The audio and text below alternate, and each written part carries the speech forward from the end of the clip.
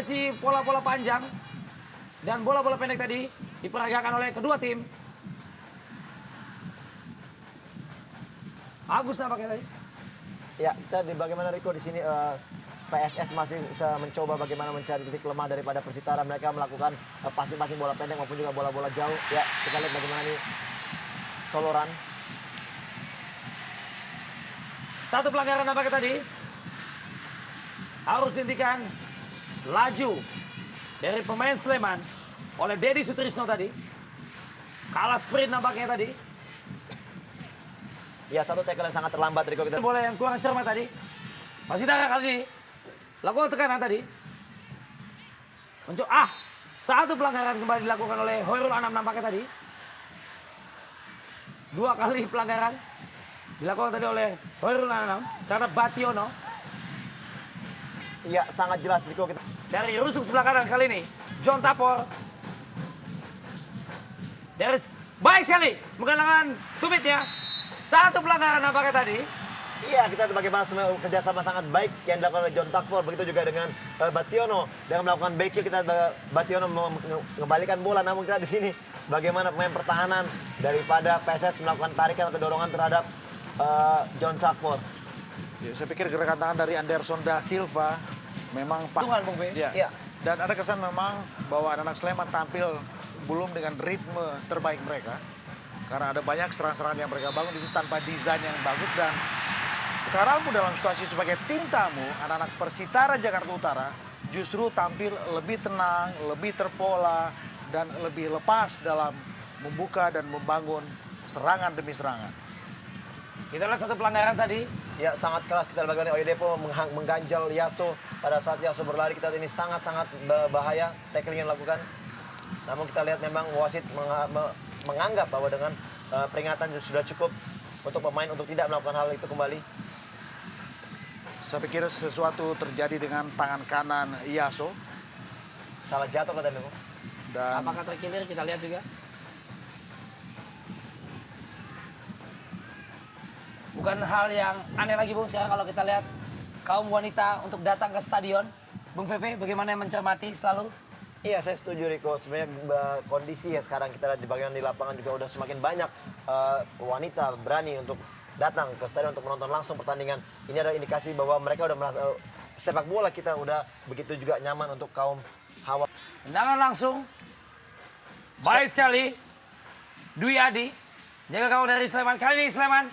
Lakukan tekanan. Kembali melalui Rahel. Gelandang Mungil. Merangsang dari sektor kiri. Mendapat pengawalan cukup ketat. Anak-anak Elang Jawa ini tidak bebas. Offside. Hampir saja. Iya, tipis sekali Riko. Kita bagaimana sebenarnya pergerakan daripada Rahel cukup baik. Dia datang dari belakang dan umpan dari Fajar ke daerah sangat baik. Namun kita tidak melihat dari sisi sebelah kiri yang di situ berdiri wasit yang atau hakim garis. Ya, kita sebenarnya sangat tipis. Dan wasit berkata lain bahwa ini adalah keputusan wasit adalah offside. Rapat dikawal oleh pertahanan daripada PSS Sleman. Sebenarnya selalu ada indikasi bahwa Dedi Mulyadi berani keluar untuk melakukan penetrasi ke depan. Nah, ini kita lihat bagaimana Dedi sekarang melakukan dribble. Ya, free kick.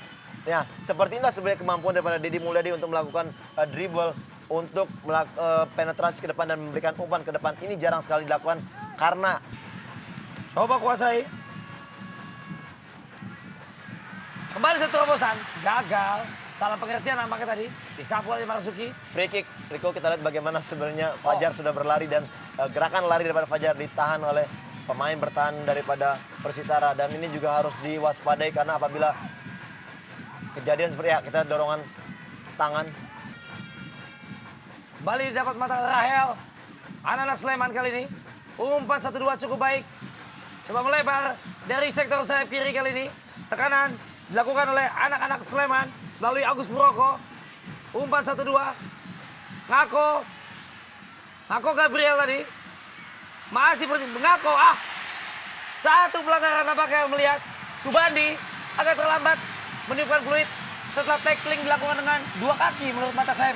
Iya, tackling yang sangat keras yang dilakukan oleh Ngako dengan kedua kakinya. Ini sangat wajar apabila wasit Subandi memberikan pelanggaran. Namun kita lihat bagaimana pada saat tackling dilakukan ya, ini kita ya dengan dua kaki kita melihat Subandi tidak begitu saja langsung meniup fluid dan dia melihat arah bola bagaimana apabila bola tadi kembali dikuasai oleh pemain PSS mungkin akan dibiarkan oleh Subandi play on, namun kita lihat bagaimana bola tidak dikuasain.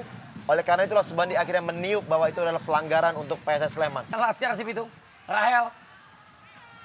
Salah umpannya, hanya memainkan bola-bola lambung seolah berupaya dengan keuntungan.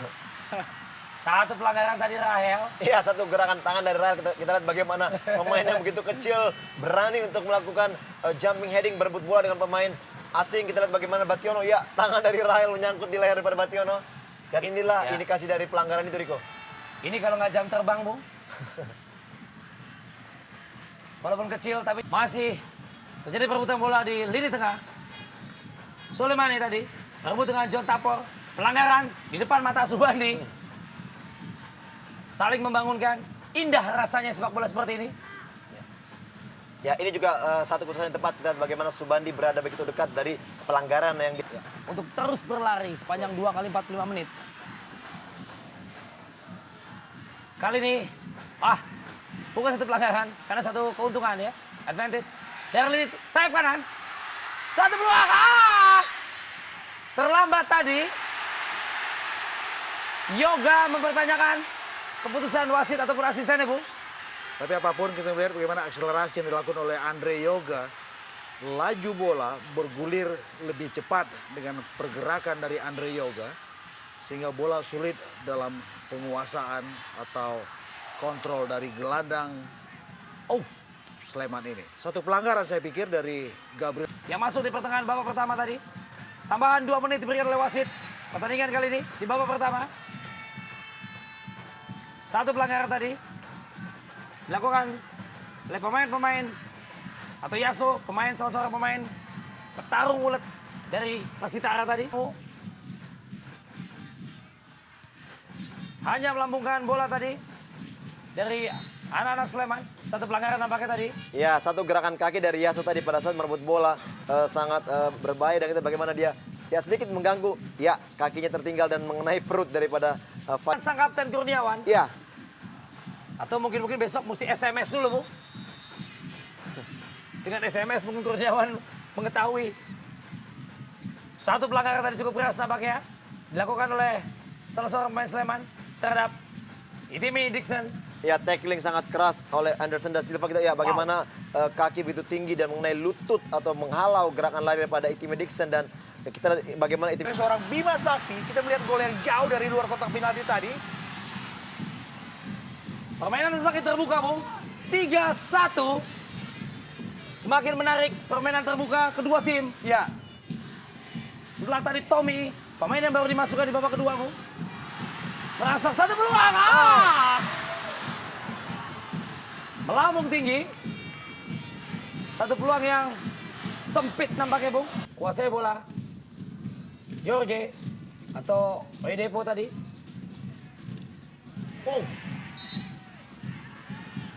Satu keunggulan atau satu keuntungan tentunya tadi.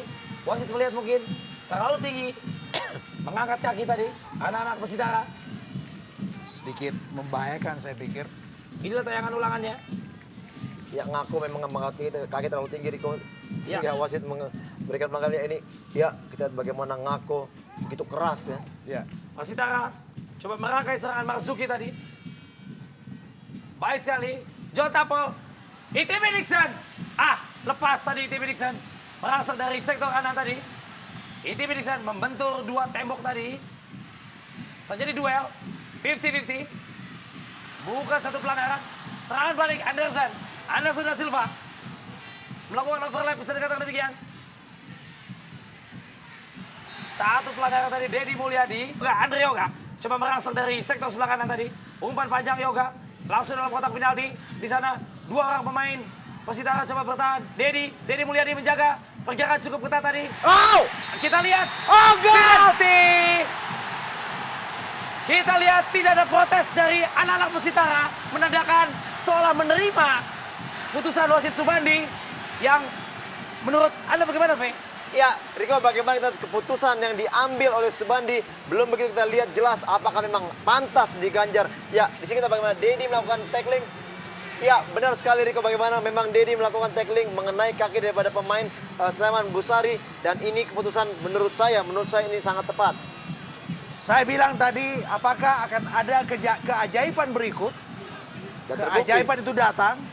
Saya bilang sisa 1 menit di ujung pertandingan, apa yang akan terjadi?